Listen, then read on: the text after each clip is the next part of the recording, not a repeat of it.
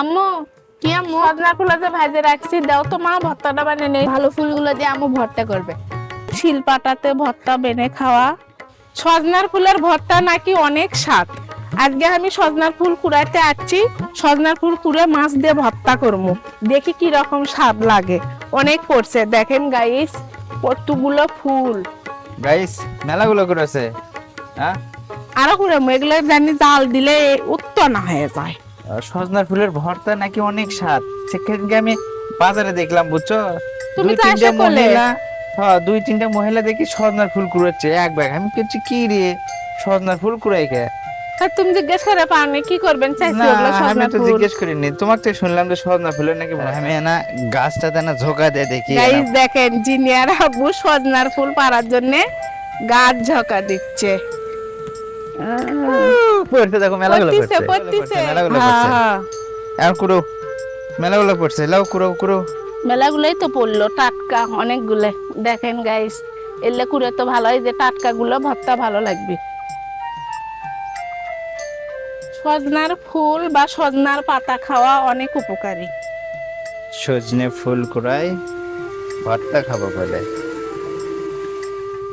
Finally guys দেখেন আম্মু কতগুলো সজনে ফুল সংগ্রহ করে নিয়ে আসছে, আর এগুলো পাশের দায়িত্ব কিন্তু আমাকে দিছে।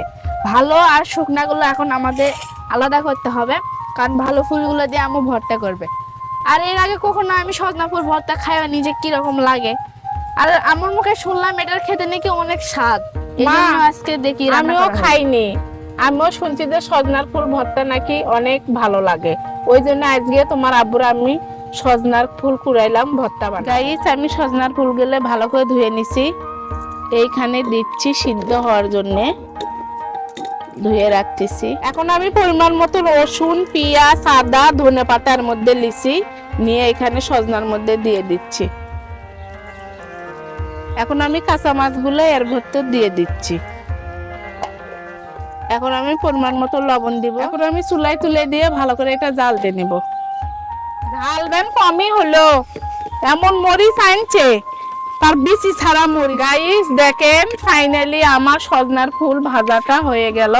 এটা আমি চুলের উপর থেকে এখন নামাবো। আম্মু কি আম্মু সজনার ফুল যে ভাজে রাখছি দাও তো মা ভর্তাটা বানিয়ে নেই তাড়াতাড়ি। ধরো। আর এইরকম শিলপাটাতে ভর্তা বেনে খাওয়া স্বাদ আছে। শিলপাটাতে ভর্তা করলে কিন্তু অনেক স্বাদ লাগে, এই জন্য আজকে ছাদের উপরে আব্বু শিলপাটা নিয়ে এসে দিয়েছে। এই শিলপাটাতে আমরা এখন ভর্তা করবি। অনেক দিন পরে এরকম শিলপাটাত ভর্তা খাওয়া হচ্ছে। আজকে আমি শিলপাটাতে ভর্তা বানাচ্ছি, আর এই শিলপাটাতে ভর্তা স্বাদ লাগে অনেক দিন পর। আমি তো পিসনিতে বাটি ভর্তা, আজকে শিলপাটাতে বাটতেছি। এখন থেকে সেন্ট বের হচ্ছে। ভর্তা করাই হয়নি তাতেই ছেন পাচ্ছে গায়ে জিনিয়া। ভর্তার কালার দেখে গাইস মনে হচ্ছে স্বাদ হয়েছে, কিন্তু রোজা থেকে তো চাইকে দেখা যায় না লবণ ঝাল। পরিমাণ মতো সবই দিছি, মনে হচ্ছে একটু লবণ লাগবে।